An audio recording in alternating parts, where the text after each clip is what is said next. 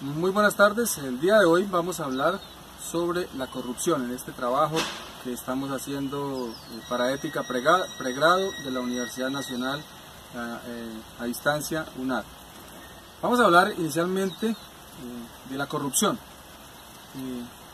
Podríamos pensar que estamos en un país netamente corrupto, pudiésemos decir desde el seno familiar.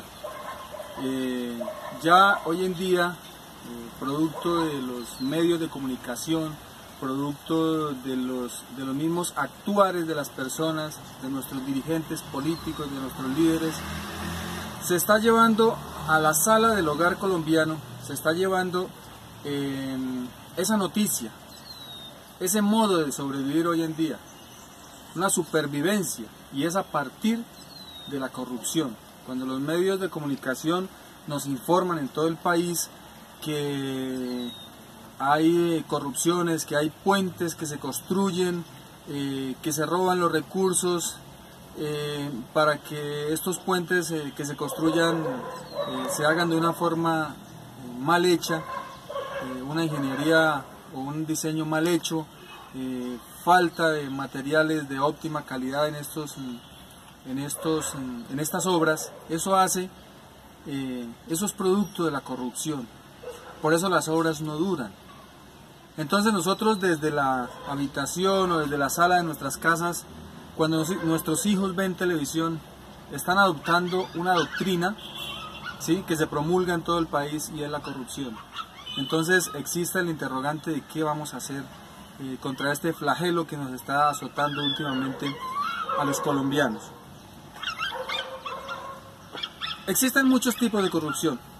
Cuando un funcionario público, cuando digamos un presidente, un gobernador, estas personas que tienen el poder en sus manos, cuando nombran a sus familiares, o cuando nombran a familiares en segundo o tercer grado, digamos a un cuñado, a un amigo, están siendo corruptos, están dejando de lado los verdaderos méritos para que una persona pueda desempeñarse laboralmente, para que pueda crecer económicamente.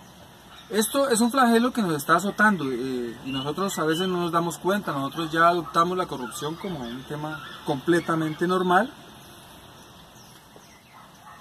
Es un tema de profundo estudio.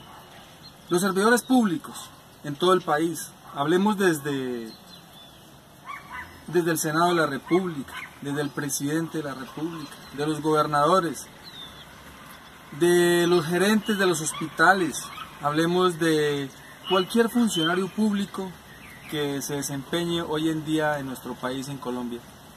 Es impresionante la corrupción, y también es impresionante que la justicia no opere para estas personas. Cualquier funcionario público hoy fácilmente, por decir un tema, el sector agrario, que está tan maltratado y ha sido tan corrompido también, donde hace unos años, en gobiernos anteriores, el tema, por ejemplo, del agroingreso seguro, que se abrió el programa para los productores, para las personas que necesitaban producir o que necesitaban un apoyo para poder crecer empresarialmente en el campo. Esta cantidad de recursos que ofreció el gobierno nacional, y que además los asignó a través del Ministerio de Agricultura, y que más adelante nos enteramos que el señor ministro y que algunos amigos del señor ministro y del señor presidente de la República, y que algunas personalidades de estos municipios, de este país, algunas reinas de belleza, resultaron apropiándose de los recursos del agroingreso seguro, de la platica que iba a ser para los productores, para los distritos de riego, para mejorar las praderas, para mejorar la genética en Colombia. Toda esta platica, a través del agroingreso seguro, no es un secreto, todo el mundo lo sabemos en Colombia, que fueron hurtados. Se apropiaron de esos recursos. Por eso hoy en día los servidores públicos inmersos en esos casos, unos están en la cárcel, los peces mayores no. Pero entonces es aterrador para el país que no se aplique una justicia un poco más fuerte en estos casos, para que no se sigan robando nuestros recursos.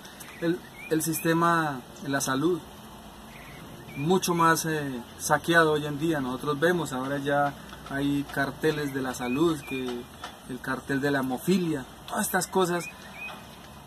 A mirar a ver cómo son capaces de crear figuras donde se puedan robar los recursos de la salud, a inventarse, en ejemplo, enfermos de cáncer, inventárselos para robarse los recursos de la salud. Esto es muy triste en Colombia. Nosotros tenemos que despertar, nosotros tenemos que adoptar, así sea desde nuestras familias, un programa o una forma de vivir donde absolutamente no tenga nada que ver con la promulgación de la corrupción en este país. Y es que inicia desde estos funcionarios públicos. A veces nosotros somos los culpables también. Estos funcionarios públicos a veces les damos la herramienta más sagrada, que es nuestro voto, ¿sí? Que muchas personas lo hacemos a conciencia, pero otras personas, y especialmente en un sector tan vulnerado como es el campo, el campesino, de pronto por falta de educación o por muchas necesidades que tengan, se dejan comprar el voto o reciben dádivas. Esto es la corrupción más grande que puede haber. Esta es la corrupción más enorme que puede haber en este país, y es sobornar a una persona, a un elector para que vote, darle dádivas. Eso está muy mal. Por eso es que las personas, los políticos, los servidores públicos, una vez están en el gobierno, tienen que empezar a robar, porque eso tiene una dinámica, ¿sí? Eso tiene una dinámica.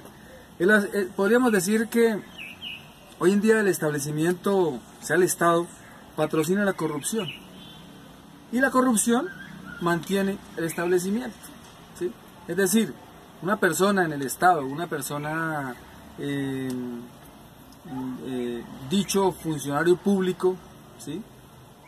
Permite que, ejemplo, en la ejecución de una obra o en la ejecución de un programa, se roben los recursos, pero esos recursos no van a ser solamente para quien firmó, para quien está ejecutando el contrato, sino esos recursos también sostienen a ese servidor público, ¿sí? Entonces podríamos decir que el establecimiento patrocina la corrupción, y la corrupción mantiene al establecimiento, o sea, a la persona que se prestó para este caso de corrupción.